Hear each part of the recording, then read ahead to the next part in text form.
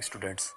आज हम बात करेंगे फीचर्स क्रिएटेड बाय विंड, यानी विंड के द्वारा जो जो फीचर्स क्रिएट किए जाते हैं उन सब के बारे में हम बात करेंगे।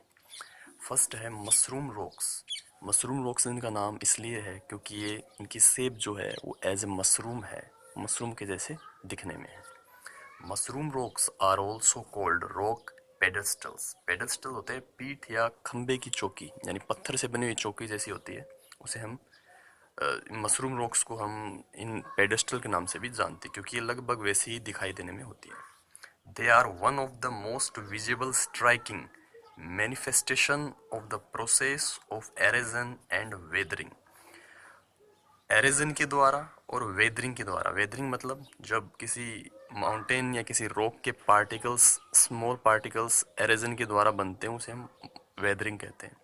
यानी एक बड़ी चट्टान है, हवा और पानी की वजह से जब वो छोटे छोटे टुकड़ों के अंदर उससे टुकड़े टूटते हैं, उस प्रोसेस को वेदरिंग कहते हैं।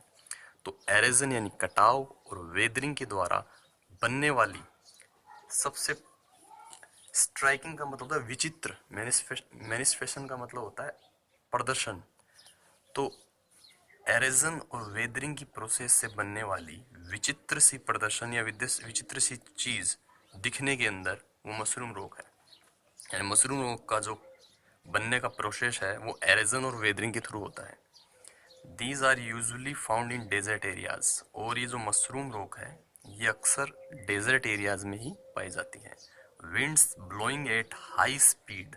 जब डेजर्ट एरिया में विंड हाई स्पीड से बहती है, arrowed the lower part of the rock. Arrowed यानी काटना। तो इस रॉक यानी पहले पूरी रॉक थी, लेकिन इसके लोअर पार्ट्स को जब तेज हवा बहती है उसने इसका एरोड कर दिया, इसको काट दिया नीचे से। The lower part of the rock यानी रॉक का lower part more than it's upper part, यानी अपर पार्ट की भी एरोड होता है लेकिन वो थोड़ा कम होता है कंपैरेटिवली लोअर पार्ट के। This is because the sand particles blown along by the wind.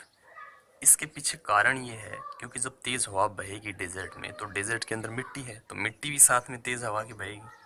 तो उस मिट्टी की वजह से वो हेवियर पार्टिकल यानी जो भारी पार्टिकल है मिट्टी के, remain close to the ground. तो वो नीचे ग्राउंड के पास से ही गुजरते हैं। जो हवा बहती है तेज, उसके साथ जो भारी मिट्टी है वो नीचे रहती है थोड़ी, क्योंकि उसका वेट ज्यादा है।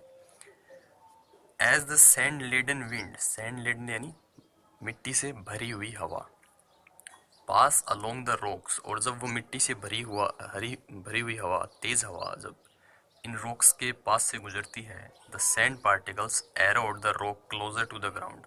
और मिट्टी कैसी है रहेगी, नीचे रहेगी क्योंकि हवा में भारी मिट्टी है। तो इस किसी भी रॉक के लोअर पार्ट को वो काटती हुई चलती है, क्योंकि मिट्टी टकराएगी, कंटिन्यूसली टकराती रहती है मिट्टी। तो over period of the time तो ये नीचे से कट जाते हैं। While the upper portion is not affected as much. लेकिन जो अपर पार्ट है वो इतना ज़्यादा अफेक्ट नहीं होता है। This gives the rock a mushroom like shape. और इससे रॉक्स को एक मशरूम के जैसी शेप मिल जाती है। नेक्स्ट है सैंड डंस यानी रेत के टीले। तो ये तो पता भी होगा आपको। Sand is formed by continuous erosion of rock surface. मिट्टी बनती कैसे है, चट्टान या किसी भी रॉक के सरफेस का जब कंटिन्यूसली एरेजन होता है, कटाव होता है, उसकी वजह से मिट्टी बनती है। बाय फास्ट ब्लोइंग विंड, यानी तेज जब हवा बहती है और वो एरोड करती है, एरेजन करती है रॉक के सरफेस का, तो उससे स्मॉल पार्टिकल्स निकलते हैं। उन स्मॉल पार्टिकल्स से धीरे धीरे मिट्टी का निर्माण होता है। Wherever the wind lose speed. और जब ये मिट्टी एरोड करती है, एरेजन करती है उस रॉक का, तो उन स्मॉल पार्टिकल्स को अपने साथ लेकर उड़ती है।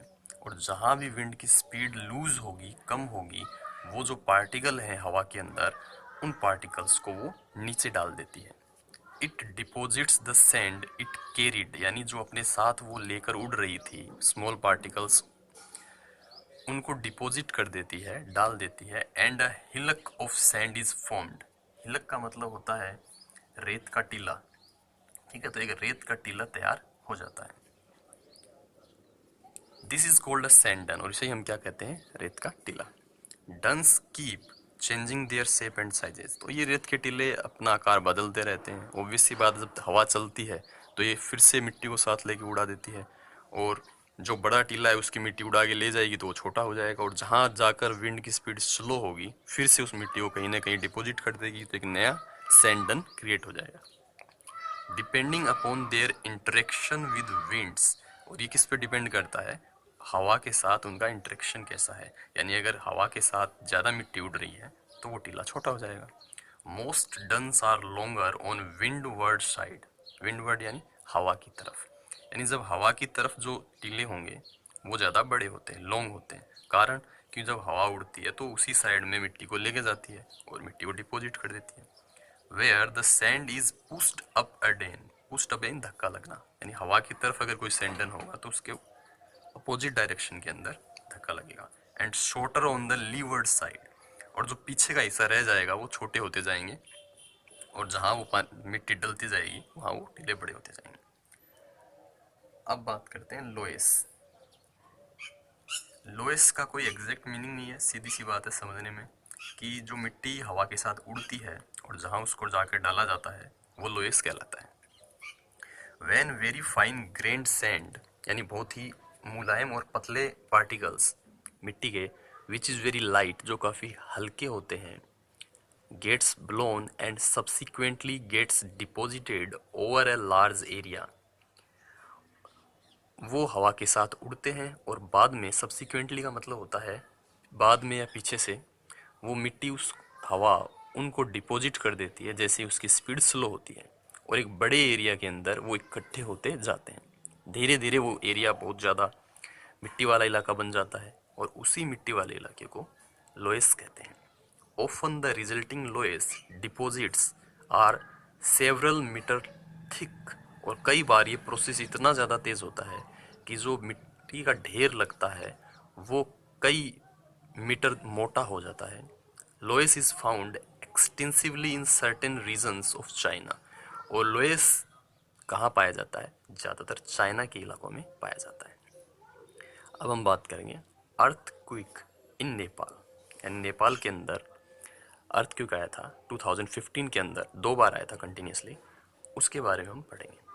ऑन 25 अप्रैल 2015 अराउंड नून, यानी 25 अप्रैल 2015 के 15 का दिन था और दोपहर की बात है, an earthquake measuring 7.8 on the Richter scale struck Nepal.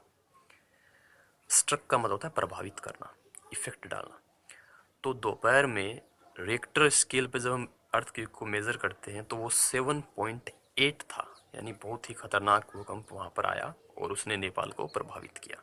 It was followed by over 100 aftershocks over the next few days, और उस अर्थक्वेक के बाद कई 100 शॉक्स, आफ्टर शॉक मतलब भूकंप आके चला गया उसके बाद भी कई सारे शॉक्स कई दिनों तक लगातार आते रहे, झटके लगते रहे।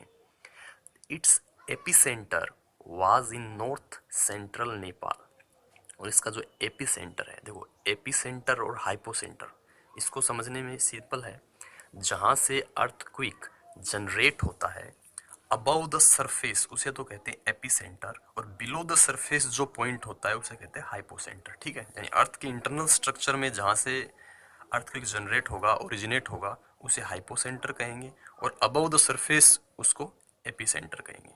ठीक है,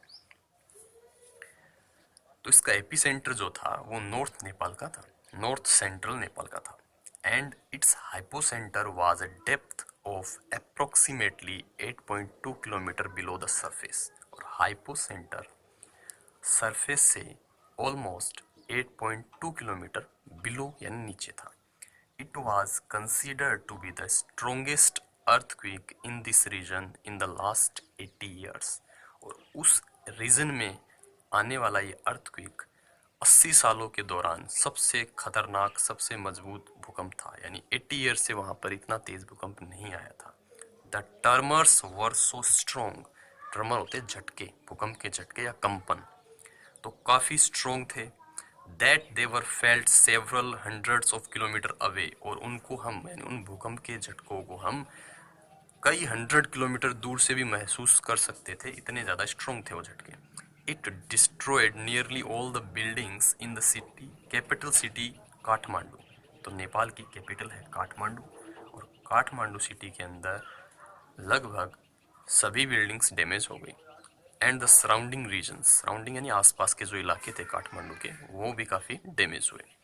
people were rendered homeless. Render का मतलब होता है बना देना, ठीक है, तो यह बनना। तो लोग कैसे हो गए, लोगों को क्या बना दिया इस भूकंप ने, होमलेस बना दिया, ठीक है, बिना घर के, क्योंकि टूट चुके थे। And cut off from the rest of the world, और सब चीज़ें टूट जाने की वजह से वो पूरे संसार से कट गए, यानी ना तो रास्ते बचे आने के लिए, ना इलेक्ट्रिसिटी बची, ना कम्युनिकेशन की कोई सोर्स बचा। As all roads and even the airports were damage, सारी रोड और यहाँ तक कि एयरपोर्ट्स जो थे वो भी डैमेज हो गए। It triggered huge land slides, तो जब भूकंप आता है तो कई दूसरी चीज़ों को भी ट्रिगर करता है, ठीक है। तो अर्थक्वेक आने की वजह से वहाँ पर लैंड स्लाइड्स भी ट्रिगर हो गई, क्योंकि माउंटेनियस रीजन है, पहाड़ी इलाका है, तो लैंड स्लाइड भी होती है। And avalanches in the Himalayas, avalanche का होते हैं, avalanches in the Himalayas, avalanche यानी हिमस्खलन, जब बर्फ टूटती है, क्योंकि हिमालय के अंदर बर्फ जमी हुई है पहाड़ों के ऊपर, और जब भूकंप आते हैं, भूकंप के झटकों से वो जो जमी हुई बर्फ है वो भी टूट कर नीचे आके गिरने लग जाती है। तो लैंडस्लाइड एक अलग समस्या पैदा कर दी, और एवलॉन्चेज इन हिमालयाज वो भी एक दूसरी समस्या पैदा हो गई। This land lock country was nearly devastated, devastated का मतलब होता है उजड़ जाना या तहस नहस हो जाना, ठीक है। तो दिस लैंड लॉक कंट्री यानी जो जमीन से जुड़ी हुई देश था वो उजड़ गया, तहस नहस हो गया। Over 9,000 people died and more than 20,000 suffered injuries, 9,000 लोग मारे गए और 20,000 से ज़्यादा लोग चोटिल हो गए, जख्मी हो गए। 17 डेज लेटर, यानी उस भूकंप के 17 दिन बाद, another major earthquake measuring 7.3 on the Richter scale hit the same region, उसी सेम रीजन पर अनदर अर्थक्वेक आया जिसका रिएक्टर स्केल पर मेजरमेंट था 7.3, यानी ये भी एक खतरनाक भूकंप था। This one coupled with the disaster cause by the earlier quake, यानी जो पहले अर्थक्वेक आया था उस डिजास्टर को, उस संकट को इसने बढ़ा दिया। Affected nearly the entire population of the country, और सेकंड वाले अर्थक्वेक ने ऑलमोस्ट एंटायर पॉपुलेशन को उस कंट्री की अफेक्ट किया, प्रभावित किया।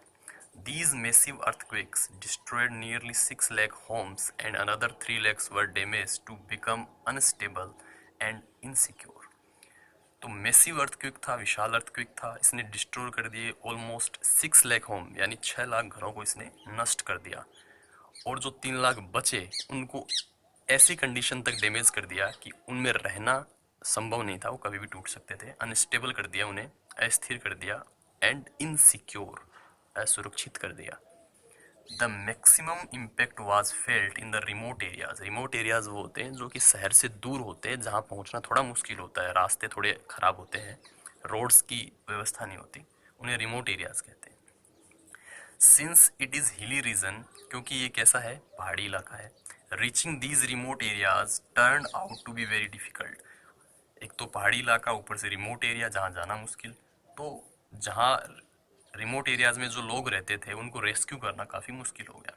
It made rescue and relief operation difficult, rescue का मतलब होता है बचाव करना, रिलीफ का मतलब होता है सहायता करना, तो बचाव और सहायता करना उनकी मुश्किल हो गया। Due to failure of electricity, किसकी वजह से, इलेक्ट्रिसिटी का फेलियर हो गया, कम्युनिकेशन नहीं कर सकते आप, रोड नेटवर्क खराब हो गया।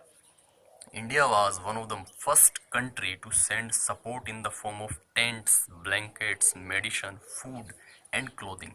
तो नेपाल को हेल्प करने वाला फर्स्ट कंट्री इंडिया था। उन्होंने, हमने टेंट, ब्लैंकेट्स, मेडिसिन, फूड और क्लोथिंग, सब तरीके से उनकी हेल्प की। Even rescue team were flown in, यहाँ तक कि हमारे देश से एक रेस्क्यू टीम, बचाव दल भी नेपाल के लिए गया। Many other countries and organizations joined in to provide relief the disaster struck people, दूसरे देश से फिर इस और दूसरी ऑर्गेनाइजेशंस जो थी वो भी ज्वाइन हो गई, ताकि डिजास्टर से जो प्रभावित लोग हैं उनको रिलीफ दिया जा सके, सहायता दी जा सके। Rescue team and search operation worked incessantly to find survivors and dead bodies. बचाव दल ने ऑपरेशन शुरुआत की, ठीक है, ताकि ये पता चल सके कि कोई मलबे के अंदर जो सर्वाइवर यानी कोई जिंदा व्यक्ति भी बचा है उनको निकालें और डेड बॉडीज को निकालें, ठीक है। इंसेसेंटली का मतलब होता है लगातार, तो लगातार उन्होंने काम किया कई दिनों तक, ताकि जो बॉडीज, जो लोग दबे हैं उनमें अगर कोई जिंदा है, सर्वाइवर है, तो उसे बचाया जाए और डेड बॉडीज को बाहर निकाला जाए। And to set up camps for people rendered homeless, तो जो होमलेस हो गए थे उनके लिए कैंप्स का निर्माण किया गया, सेट किया गया। The task of feeding, giving health care, medicine, clothes and other essential facilities, दूसरे टास्क किए गए जैसे कि भोजन देना उनको, उनको हेल्थ केयर फैसिलिटी देना, मेडिसिन देना, क्लोथ्स प्रोवाइड करवाना, ये सभी असेंशियल फैसिलिटीज जो जरूरी सुविधाएं हैं वो उन्हें देनी। Was a mammoth one, mammoth होता है बहुत बड़ा, ये भूकंप जो था ये बहुत बड़ा था, लेकिन जो इसका जो लोगों ने बचाव के काम किए was a mammoth one, but the collective effort of several governments, यानी जो भूकंप था वो बहुत विशाल था, बहुत बड़ा था, लेकिन जो कलेक्टिव एफर्ट्स थे यानी सब लोगों ने जो मिलकर प्रयास किए, ऑफ सेवरल गवर्नमेंट यानी बहुत सारी सरकारें जैसे हमारा देश, दूसरे देश, एनजीओज जो नॉन गवर्नमेंटल ऑर्गेनाइजेशंस थे, एंड इंडिविजुअल्स और जो लोग थे, वर एबल टू सेव, उन्होंने बचाने का प्रयास किया। And rehabilitate the lakhs of people, rehabilitate होता है पुनर्वास करना, दोबारा से घरों के अंदर उन्हें पहुंचाना और रहने की व्यवस्था करना। तो लाखों लोगों को फिर से रिहेबिलिटेट किया गया, पुनर्वासित किया गया।